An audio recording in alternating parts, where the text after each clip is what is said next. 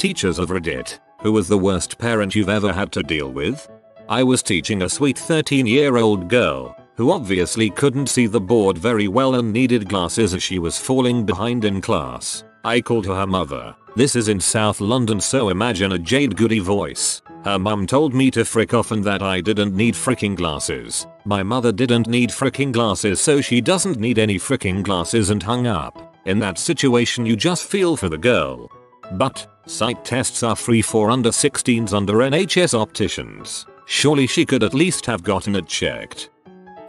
As a music teacher, I had a mother of a student who would crash choir rehearsal for our Christmas concert and try to demonstrate how she had learned to sing O Holy Night when she had been a student. Not only was her pitch 3 cents short of $1, but it took the principal and custodian to escort her out of the rehearsal room. For their part, the students thought it was a planned comedy. It, however, was not.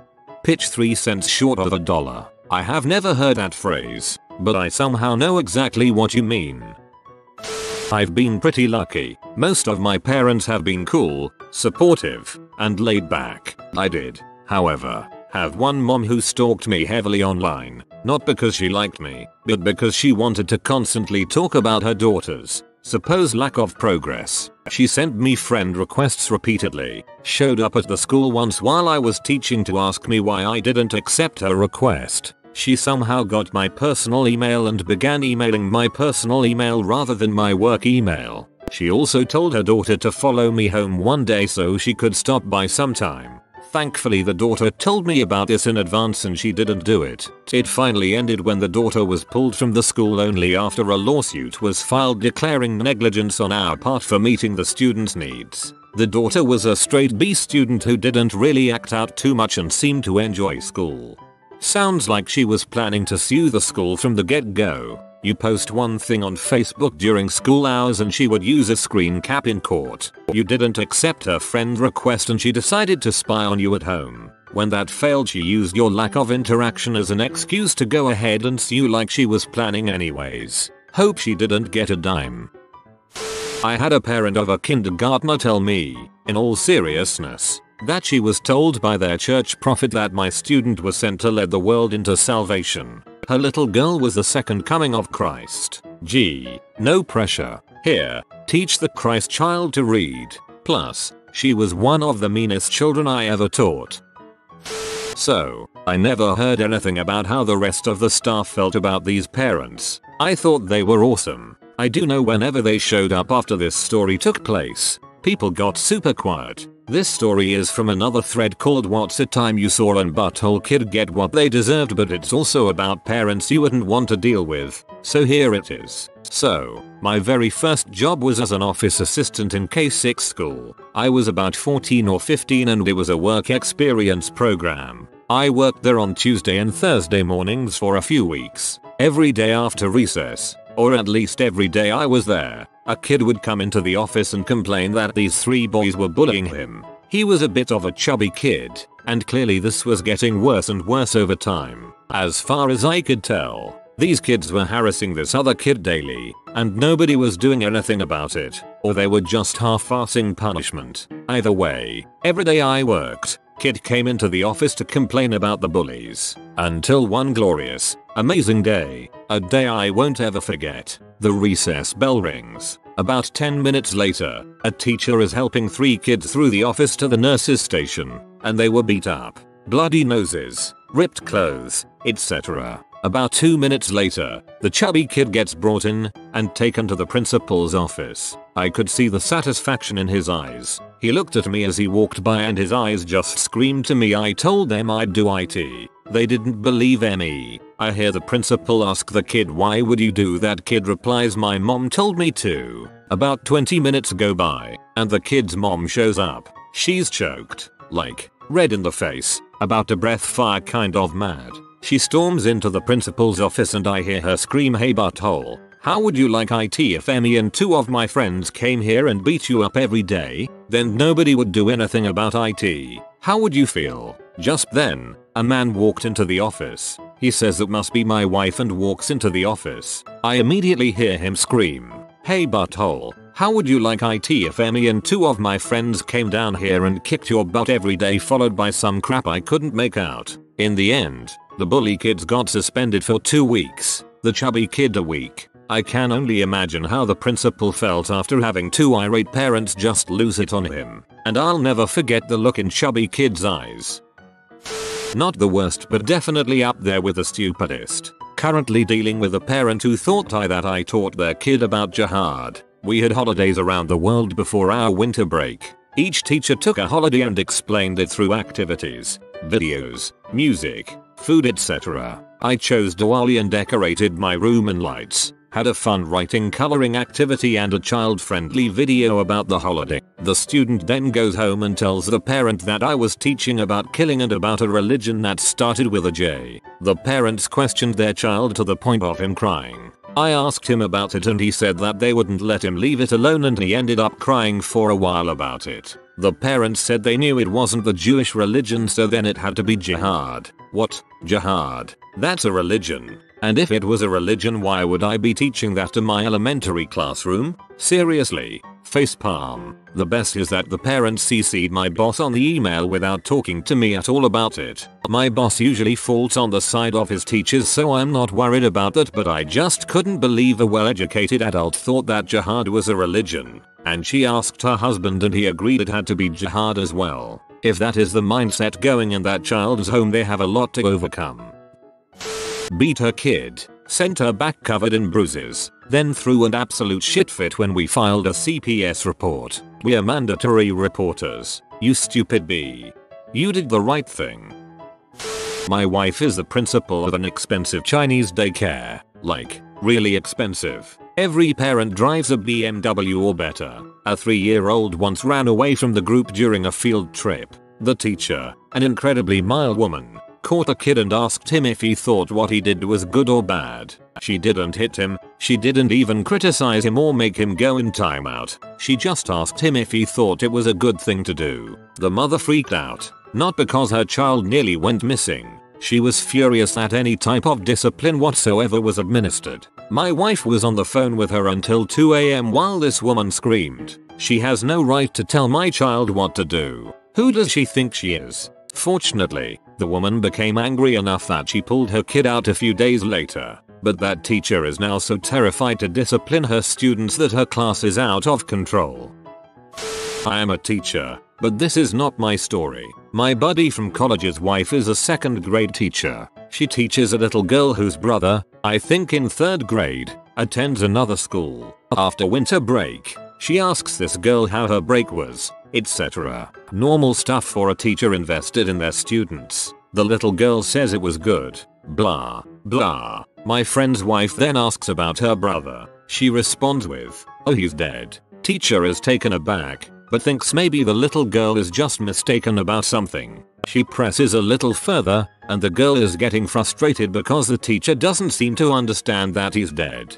Dad got mad and he's dead. This last statement really freaked her out because the father of these 2 children is a convicted felon. This is the same little girl who got into her dad's crystal M stash and came to school cranked on M. Seriously. So she texts a teacher at the brother's school asking if anyone has seen him since school started back. No one had. I don't know any updates and I feel sick every time I think about it. TL. DR. 2nd grade student says brother is dead and no one knows if she's serious because dad is a rimhead.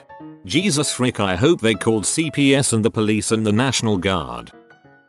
My first teaching job, I had a 5th grader who was the worst, Jean-Ralphio voice. He would literally just stand up in the middle of class, laugh like a madman, and run out of my classroom. He also did a few things in the bathroom that no sane child would ever do, mostly involving fesses. I was new, so I asked around to see if this kid had a history of bad behavior. All of his previous teachers said he was actually one of the better behaved kids, and he was pretty smart. No previous history of this kind of attitude or behavior whatsoever. They were baffled. We, and by we I mean all the 5th grade teachers and the principal, met with his parents 4 times in 2 months, trying to determine the cause of all of this. In the first 3 meetings, his parents were cooperative, but seemed a little slow. They couldn't think of any reason why little Jamal, we'll call him Jamal, would act in such a way. In the fourth meeting, I said, listen, kids don't just flip a switch like this.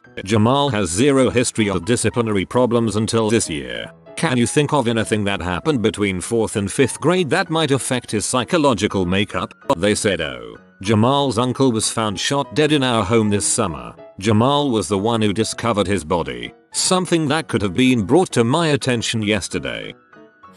I just got back from an internship at a German gymnasium. High school directed towards kids who would normally go to college after. This school was also a boarding school and one of the kids is a complete tea-waffle. He steals and drinks and bullies everyone else, then plays dumb as if he didn't know what was up. His mother is probably the biggest problem parent I had to deal with at the school, but I was an intern so the real teachers had to deal with way worse, I believe. His mother ignores everything bad we told her about her kid. He is a son who can do no wrong to her, and he's too fragile to ride the train home, so every other weekend on holidays she drives across Germany to pick him up. He got caught stealing from 3 other kids that lived next door to him, but his mom always gives some bull's excuse like, oh, he's under so much pressure, you all just blame him for everything. Meanwhile, Dickless is growing up to have no future because he refuses to participate in school and can't stop acting out. There is probably a problem here that needs treatment, but I am a college student and those teachers are way overworked as it is. Not a teacher, but I had a friend who is a preschool teacher. She had a kid that told her she hated seatbelts and won't wear it on the bus. Friend spoke to mother about it. The mother said she screams and refuses to wear it in the car, so she just gave up. The mother was speeding to get to the hospital on a rainy day, kid in the backseat jumping around. She hit water and skidded into a tree and the child was ejected. Died on impact. Found the article after the crash. Did not hit a tree but flipped the car. Child still ejected and died of severe impact to the head. The article does not say she wasn't wearing a seatbelt, but it is known that she was not. Mother was not charged. And you can't even say anything, because then you're a heartless monster who doesn't understand their pain. My father once had a parent pull a gun on him during a parent-teacher conference. Eventually they got him to calm down and put it away. One of my favorite moments. I walk into the school office to check my mailbox. A parent of one of my students sees me and says very loudly, almost screaming, "Oh, finally, look, everyone, I found a teacher. Do you realize that I left work early to come here after school to talk to my son's teachers about his report card, and you are literally the only teacher I have found. I went from classroom to classroom and everyone is gone. Do you know what time it is? It's 3:45 p.m. School ended 15 minutes ago. 15 minutes. And you're the only teacher still here. Can you explain to Emmy why everyone is gone? Can you explain to Emmy why every teacher has left the building when school just got out?" I paused, waiting to see if there was more. When I realized he had finished, I said, "All the teachers are in the library. We're having a faculty meeting." The look on his face was priceless. He knew he was in the wrong, but by that point he had committed so fiercely to his anger and righteousness that he couldn't just apologize. So he said, "Well, that's just irresponsible," and he walked out of the office. Hahaha, what a prick. Getting to tell him that must have been so rewarding. I worked at a school for blind and visually impaired kids. This woman had a daughter that was blind and mentally delayed but otherwise healthy. They were referred to our school when the daughter was in her mid-teens. Her mother did so much for this girl that she considered completely helpless. She was not, that her legs atrophied and she couldn't stand on her own. We dealt with our share of nightmare parents of various stripes, from the completely uninvolved to control freaks who knew every bureaucratic trick to pull to get what they wanted, but this one, the one that cared so much for her daughter that she crippled her even further, is the one I think back to the most often. It was a constant battle to get her to back off and let her daughter learn to be an independent person. I had the parents of a Muslim student demand to me that their son be excused while my student teacher taught lessons to the class because she is a woman and no son of theirs would be taught by a woman. I told them that's fine, but he's still responsible for the materials he missed. This would be every class over a 3-week period. They freaked out, called me a sectarian and went to the principal over my head, who promptly told them that their son would be responsible for any material he missed. Good lord.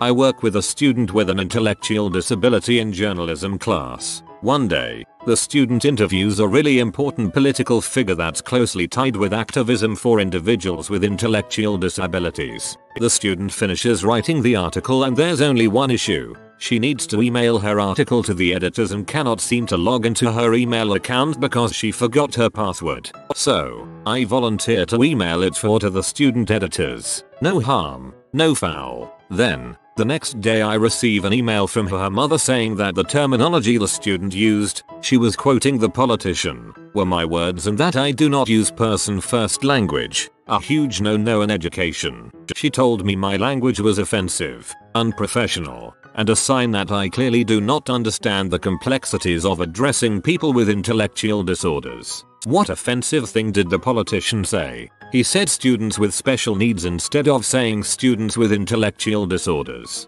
Honestly, it's not like he dropped the R-bomb, but based on the parent's reaction the student might as well have written that in the article. The parent CC'd all of the student editors and attached a bunch of Huffington Post articles on the topic. It was insane. The students kept approaching me, asking how they should handle the article. I just told them to ignore it and I'll deal with it. The entire ordeal was horrible and I was just trying to be a nice person by being the email liaison between the student and the editors. I've never received an apology and the parent refuses to acknowledge me whenever I wave at her when she's visiting. Obligatory. I am not a teacher, but my roommate is a preschool teacher. She has a student in her class who is very rambunctious, and she has a pretty good line of communication with the boy's mother, as she is not in denial about her son's behavioral issues. She also has a girl in her class who is spoiled rotten, used to getting everything she wants immediately. One afternoon, my roommate was waiting on parents to pick up the kids, and she was chatting with the mother of rambunctious boy. All of a sudden, the mother of spoiled girl bursts into the room. She starts yelling at rambunctious boy. Apparently he had pushed spoiled girl on the playground the day before. Spoiled girl didn't tell my roommate or the other teacher, just her mom, and she also told her mom that rambunctious boy didn't get punished, since she didn't say anything to the teachers. Mom decides to take this out not on the teachers, but on this 4-year-old boy. She screams at him not to touch her daughter and that there would be consequences and blah blah. Obviously, rambunctious boy starts crying. My roommate and the other mother are just in shock, and spoiled girl and her mom turn and leave in a huff. Congratulations, lady, you just bullied a 4-year-old into crying. I really hope you feel good about yourself. A parent created an extremely extensive treatise on how the traditional methods of grading should be scrapped. They ended up emailing it to every staff member in the school. They did not, however, ever address the fact that their child did not turn in a single homework assignment between December and June. I'm not a teacher either, but my wife was one in a poor area near Chicago. I've heard 100 horror stories, but the one I always think about is this one. My wife's school was having a really hard time involving their parents in their kids' homework. The kids on average have poor test scores, poor intelligence, low motivation, etc. Common problems today. So what they tried to do was start an after-school program where parents would come in and help their kids with their homework. Kinda defeats the purpose of homework, but whatever. None of the parents showed up. Not surprising, I suppose. Here's where it gets interesting. So they decided they were going to raffle off a ham at each after-school homework event. Amazingly, parents started showing up. I would have to drive with my wife every once in a while to Walmart to buy a ham, because the parents showed up for a 1 in 500 chance to win a ham. They wouldn't come in for their kids, but they'd come in for a freaking chance at ham. Blows my mind to this day. My mom was a substitute for about 6 months and she got to meet the parents. This is one of her stories I may paraphrase though, so forgive me. My mom worked as a substitute teacher and subbed for a teacher for a few months while the normal teacher was on maternity. While they were having a meeting with parents, my mom, who had about 4 months with the kids, this is 4th grade mind you, to learn their names and a bit about them. One parent who came in was flustered, beet red about their child having low scores, low C's mid D's in most courses. My mom had noticed that the child had not turned in much of her homework, and while she got some back it was clearly in the parents' handwriting and often with very few mistakes, especially in math, which had been honestly what had been keeping the child's GPA in check because in-class work was often riddled with mistakes and led her to believe the kid wasn't paying attention. When my mom got to meet the parents who were flustered by the grade, she brought up the difference between the writing and questioned if they were doing the work for her, which would damage the child's education down the road. My mom also brought this to the principal and he just let it off as the parents just writing for the lazy kid. While she got yelled at, a bit of spite ran over and the teacher was due to return in 2 months, so my mom did what any evil genius would do. She cut homework in half and made most of the work in class. The child's C's dropped to D's and the D's to F's, which the parents returned even more upset at my mom intentionally failing the child rather than her trying to motivate the parents to helping their kid focus on class work. Apparently it worked afterward when the principal shrugged, saying it's her lesson plan and a lot of other students are arguably jealous of her lack of homework, and the kid began to focus more in class. When my mom checked in on the teacher around the end of the year when she subbed for another class, the kid was rolling on high C's low B's and the parents' handwriting had stopped. TLDR. My mom caught parents doing their kids' schoolwork for them and the kid and his parents got their act together. I'm a teacher in Korea and Korean mothers are known for being super involved in their kids' educations, and really over the top, to the point where there are classes for kids like mommy and me type of thing where moms sit in class with the kids, seemingly so they have first-hand experience in class to complain about the teacher's accent, appearance, intellect, attention per student. One of my classes is only 2 students, a boy and a girl, and the boy always bullies the girl. A few weeks ago he threw her water bottle in the trash and she was upset about it. OBV. His mom called the school and started complaining about how the girl always bothers him and that she is affecting his learning and always starts any tiffs they have in class. Which is totally not true. He is 100% the instigator, but pretty much because students pay our salaries as Hagwons. After school programs, private English schools get no funding from the Korean government. Us teachers just kind of have to sit there and take it. However, the Korean teachers take the brunt of this and foreign teachers are just here to practice English as glorified babysitters and don't deal with parents directly.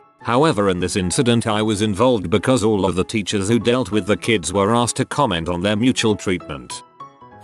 I do private tutoring for the Scions of Privilege in Manhattan, so I have a lot of crazy parent stories. But the worst, by far, I was working with a Jewish family. The parents were pretty standard issue Reform Jews, not particularly religious. The son, who was a high school junior, was in the midst of exploring pretty serious ultra-Orthodox Judaism. He changed his name. I forget what to. I only met with his family once, for reasons you'll see below. His mother continued to call him his old name, even though it made him visibly upset. So I had been hired to work with him on the essay for the SAT, which is kind of ridiculous in and of itself, as it's a trivial part of the test, but this family was rolling in money and didn't care. At the time, I worked for a pretty prominent test prep company based out of Manhattan, so I was using their materials. I had previously actually run a big part of research and development for the company, so I had been in charge of making the materials we were using,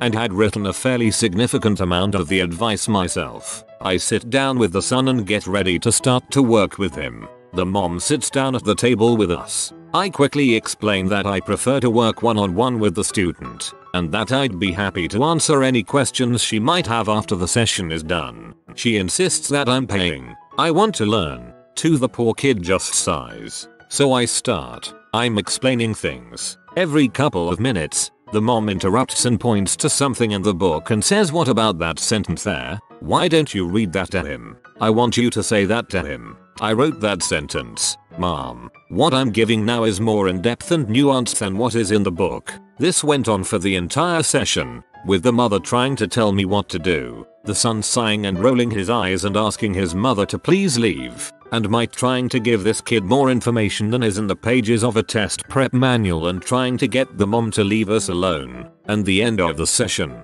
the mother asked when we should schedule our next appointment. I politely tell her that there will be no next appointment because I can't work with them. "What? But you were wonderful." And that was the first time, but not the last time, that I fired a client. I know I was. You take care now. If you are new to the channel, you can subscribe. I publish new videos every day. Until then, check another video.